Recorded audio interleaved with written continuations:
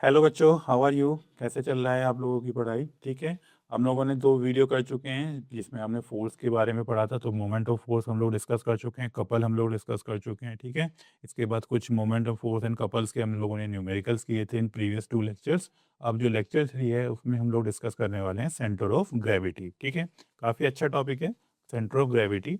तो centre of gravity के लिए जब हम बात करते हैं तो देखिए हम लोगों ने प्रीवियस क्लासेस में, चलिए, हम लोगों ने प्रीवियस क्लासेस में चीज़ें पढ़ी हुई हैं कि जब हमारा कोई भी ऑब्जेक्ट होगा, कोई भी सब्सटेंस होगा, तो उसके अंदर सपोज करो मैं ये एक शेप ले लेता हूँ। ठीक है। थोड़ी सी इसको इरेगुलर कर लेते हैं, रुकिए, क्योंकि ऐसी शेप में चीज़ें फिट नहीं बैठेंगी। हाँ, थोड़ा सा इस शेप को इरेगुलर कर लेते हैं। Sorry, just minute. हाँ, ओके। ठीक है। इस शेप को मैंने माना कि कोई मेरी शायद ऐसी शेप है। अब ये शेप जो होगी वो अलग अलग लार्ज नंबर ऑफ पार्टिकल से बनी होगी। तो मैंने मान लिया कि हमारे इसके अंदर कुछ पॉइंट पार्टिकल मैंने सेलेक्ट किए जिनको मैं मार्क कर रहा हूँ। बहुत सारे पार्टिकल हो सकते हैं बट हम कुछ पार्टिकल कंसीडर कर रहे हैं। इन सब का जो फोर्स होगा, इन सब का जो वेट होगा वो डाउनवर्ड डायरेक्शन में होगा। मान लीजिए इसका वेट W1, देन ये वाला W2, W3, W4, ठीक है, W5, W6, W7। ठीक है, बात समझ में आई? तो यहाँ पे जो पार्टिकल, जो भी ऑब्जेक्ट है उसके अंदर बहुत सारे पार्टिकल्स हैं और उन सब के ऊपर ग्रेविटी की वजह से एक वेट जो उनका क्रिएट होगा जिसको हम फोर्स भी बोलते हैं। तो वो भाई हमारे पास मालूम है ना, W की वैल्यू क्या होती है, mg, और इसको ही हम ग्रेविटेशनल फोर्स भी बोलते हैं। तो ये भी एक फोर्स हो गया। तो यहाँ पर जब अलग अलग पार्टिकल अपना वेट डाउनवर्ड होंगे और ये जो सारे वेट होंगे वो एक दूसरे के पैरेलल होंगे, तो अब हम यहाँ पर एक ऐसा पॉइंट फाइंड आउट कर लें जिसके रेस्पेक्ट में ये सारे के सारे जो वेट हैं, यानी कि सारे के सारे जो फोर्स लग रहे हैं, उन सब का मोमेंट ऑफ फोर्स, उन सब का मोमेंट ऑफ फोर्स की वैल्यू इक्वल टू 0 हो जाए। मतलब लेफ्ट साइड वाले जो, तो वो इधर वाले, अगर मैं एक लाइन कंसीडर करता हूँ, सपोज मैंने ये वाला पॉइंट कंसीडर किया, ठीक है, इसके इधर से जो ये मोमेंट ऑफ फोर्स जनरेट होगा, सिमिलर वे में एक पार्टिकल को यहाँ पर होगा और उसके उससे इधर साइड में जनरेट होगा, एक क्लॉकवाइज एक एंटी क्लॉकवाइज। तो उस केस में दोनों एक दूसरे को कैंसिल आउट कर देंगे। ठीक है। तो ऐसे ही हर पॉइंट के जो भी मोमेंट ऑफ फोर्स जनरेट हो रहा है, वो moment of force net value जो होगी वो 0 हो जानी चाहिए। तो जिस पॉइंट पे ये वैल्यू 0 होती है उस पॉइंट को हम ऑब्जेक्ट का सेंटर ऑफ ग्रेविटी, ठीक है, सेंटर ऑफ ग्रेविटी बोलते हैं। ठीक है, बात समझ में आई? तो सेंटर ऑफ ग्रेविटी क्या हुआ? The point eight which all particles moment of force will become 0 is called centre of gravity. ठीक है। तो सेंटर ऑफ ग्रेविटी के ऊपर जो ऑब्जेक्ट होगा वो प्रॉपरली बैलेंस्ड होगा। ठीक है। तो अब इस चीज़ की अगर हम डेफिनेशन वाइज इसको समझने की कोशिश करें तो the centre of gravity of an body, center of gravity of a body is the point through which the entire weight of the body, ठीक है, जो हमारा इतना बड़ा ऑब्जेक्ट था, इतना बड़ा ऑब्जेक्ट था ये पूरा, इसके अंदर जो बहुत सारा वेट था, अगर मैं सारे वेट को कंसीडर करूँ तो W1, W2 plus plus W3 plus W4 and so on, तो ये जो सारा का सारा वेट था हमारे ऑब्जेक्ट का, तो entire weight of the body appear to act appears to act irrespective of its position, irrespective of its position और ओरिएंटेशन। ठीक है, ऐसा पॉइंट जिसपे ये सारा का सारा वेट हमें एक्ट होता हुआ फील कराएगा, एक्ट होता हुआ अपीयर करेंगे, तो उसको हम बोलते हैं सेंटर ऑफ ग्रेविटी। ठीक है। तो अब उस केस में हम जब सेंटर ऑफ ग्रेविटी, हमने एक पॉइंट फिक्स कर लिया कि जिस पे हम मान के चल रहे हैं, एज्यूम कर रहे हैं कि सारा का सारा वेट उस पॉइंट पे आके फोकस होगा, तो उस केस में हम बोल सकते हैं, हम उस केस में उस पॉइंट, उस ऑब्जेक्ट को पॉइंट ऑब्जेक्ट बोल सकते हैं। ठीक है, पॉइंट ऑब्जेक्ट। बात समझ में आ रही है? भाई मेरा पूरा का पूरा इस ऑब्जेक्ट का वेट इस पॉइंट पे आ गया तो मेरा ये हो गया पॉइंट ऑब्जेक्ट। तो हमें इस पूरी बॉडी की क्या जरूरत पड़ी फिर हमें? तो हम इसी पॉइंट को कंसीडर करेंगे कि भाई पॉइंट ए पे इतना वेट कंसीडर हो रहा है, इतना torque moment of force generate हो रहा है, तो वो आपका सेंटर ऑफ ग्रेविटी में आ जाएगा। ठीक है। अब अलग अलग ऑब्जेक्ट के लिए सेंटर ऑफ ग्रेविटी अलग अलग हो सकती है। सेंटर ऑफ ग्रेविटी जो है वो मैटर करेगी कि उसकी शेप वगैरह के ऊपर, तो उन चीज़ों को हम आगे डिस्कस करते हैं। ठीक है। अब सेंटर ऑफ ग्रेविटी में जब होता है कि जब हम at the centre of gravity the body is perfectly balance, ठीक है, परफेक्टली बैलेंस यानी कि सेंटर ऑफ ग्रेविटी किससे रिलेटेड हो रही है, बैलेंसिंग वाले पार्ट से, बैलेंसिंग, ठीक है। आप लोगों ने एक चीज ऑब्जर्व की होगी, एक रेसिंग कार लो और एक ऑफ रोडिंग कार लो, ठीक है। रेसिंग कार्स जो नॉर्मली जो ट्रैक पे रेस करते हैं उनको, तो इनके केस में जो होता है वहाँ पे लो ग्राउंड क्लियरेंस होती है, नो लो ग्राउंड क्लियरेंस, ठीक है। जबकि इनके केस में जो ग्राउंड क्लियरेंस है वो हाई होती है।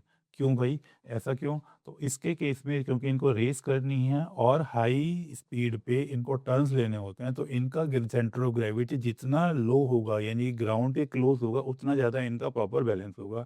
सिमिलर केस में ऑफ रोडिंग वाली गाड़ियाँ रेसिंग के लिए तो होती नहीं है, इनको स्लो स्पीड पे चला सकते हैं, बट ग्राउंड से डिस्टेंस ज़्यादा हो तो इनका, क्योंकि इनका जो सेंटर ऑफ ग्रेविटी होगा वो कंपैरेटिवली ऊपर होगा और उसकी वजह से इनकी जो बैलेंसिंग कैपेसिटी है, बैलेंस करने की जो कैपेबिलिटी है वो कंपैरेटिवली रेसिंग कार से डिफरेंट होगी, ठीक है, कम होगी। बट ये हाई हाई स्पीड पे हम इनको नहीं रन करा सकते, हाई स्पीड पे हम इनको नहीं टर्न करा सकते, अदरवाइज वो पलट जाएंगे, ठीक है। तो यहाँ पे उसको बैलेंस करने के लिए होता है। सेकेंड पॉइंट अगर हम देखें तो फॉर ए यूनिफॉर्म ऑब्जेक्ट, अब देखो यूनिफॉर्म ऑब्जेक्ट मतलब हर जगह पे same material, same quantity of material है और उसकी शेप भी एक सिमेट्रिक शेप है, ठीक है। तो of uniform object the centre of gravity lies in its geometrical centre, ठीक है, उसके ज्योमेट्रिकल सेंटर के ऊपर जो होगा सेंटर ऑफ ग्रेविटी लाई करेगी, ठीक है। तो अगर यहाँ पे ऑब्जेक्ट यूनिफॉर्म है तो उसके अंदर में ग्रेविटी, सेंटर ऑफ ग्रेविटी जो होगा वो उसी मटेरियल के अंदर, उसी ज्योमेट्रिकल सेंटर के अंदर लाई करता है, ठीक है। फॉर इरेगुलर और नॉन यूनिफॉर्म ऑब्जेक्ट्स, ठीक है, इरेगुलर हो गए एंड नॉन यूनिफॉर्म हो गए objects, the centre of gravity depends on the shape and mass distribution, ठीक है। इन दोनों पॉइंटों को हम एक तरीके से समझते हैं। सपोज करो मेरे पास एक यूनिफॉर्म रोड है, अब इस यूनिफॉर्म रोड की जो भी लेंथ होगी, ठीक है, मान लीजिए हमने इसको 1 मीटर कंसिडर कर लिया, ठीक। तो यहाँ से लेके 0 पॉइंट और यहाँ पे लेके ये 100 सेंटीमीटर का पॉइंट हो गया। तो इसका जो, क्योंकि ये यूनिफॉर्म है तो इसका जो सेंटर ऑफ ग्रेविटी बनेगा वो at the distance of 50 centimetre पे सेंटर ऑफ ग्रेविटी होगा। उस पॉइंट पे हम इसको बैलेंस कर सकते हैं। उस पॉइंट पे अगर हम इसको बैलेंस करने की कोशिश करेंगे तो फिर वो एग्जैक्टली 50 सेंटीमीटर की रॉड यूनिफॉर्म है, दोनों तरफ मास का डिस्ट्रीब्यूशन इक्वल है तो वेट इक्वल आएगा एंड सेंटर ऑफ जो ग्रेविटी है वो उसके ज्योमेट्रिकल सेंटर पे आ जाएगी। लेकिन अगर मैं इसी शेप को, इसी ऑब्जेक्ट को कुछ इस टाइप के ऑब्जेक्ट के हिसाब से रिप्लेस कर दूं, तो अब इसके अंदर क्योंकि यहाँ पे मास का डिस्ट्रीब्यूशन इक्वली नहीं है, नॉन यूनिफॉर्म टाइप से आ रहा है, तो उस केस में जो सेंटर ऑफ ग्रेविटी का, और ये भी 100 सेंटीमीटर है, तो ये पॉइंट 0 हो गया, ये पॉइंट 100 सेंटीमीटर हो गया। तो इस केस में जो इसका सेंटर ऑफ ग्रेविटी का पॉइंट होगा वो 50 सेंटीमीटर पे नहीं आएगा, वो कुछ, अगर हम इधर से मेजर कर रहे हैं तो वो कुछ हो सकता है 80 सेंटीमीटर पर आए, 85 पर आए, कुछ इस टाइप से आएगा। मतलब वो पॉइंट शिफ्ट हो जाएगा किधर, थिकर साइड में। तो थिकर साइड में शिफ्ट होने की वजह से, क्योंकि मास उस साइड में ज़्यादा है तो बैलेंस करने के लिए हमें उसके साइड मूव करना पड़ेगा। तो यहाँ पे शेप पे और उसका जो मास का डिस्ट्रीब्यूशन है उसके ऊपर आपका सेंटर ऑफ ग्रेविटी डिपेंड कर रहा है। नेक्स्ट केस आता है कि if the body is supported at its centre of gravity it will not topper, ठीक है। अगर ऑब्जेक्ट अपने सेंटर ऑफ ग्रेविटी पे प्रॉपरली सेटल्ड है, सपोर्ट कर रहे हैं उसको, तो उस केस में हम उसको टॉपल नहीं करा सकते, मतलब उसको गिराना इजी काम नहीं होगा, आराम से नहीं गिरेगा, ठीक है। चलिए तो आगे बढ़ते हैं। अब अलग अलग ऑब्जेक्ट्स हैं, अलग अलग ऑब्जेक्ट के लिए सेंटर ऑफ ग्रेविटी अलग अलग हो सकता है, उसमें रेगुलर शेप भी हो सकती हैं, इरेगुलर शेप भी हो सकती हैं।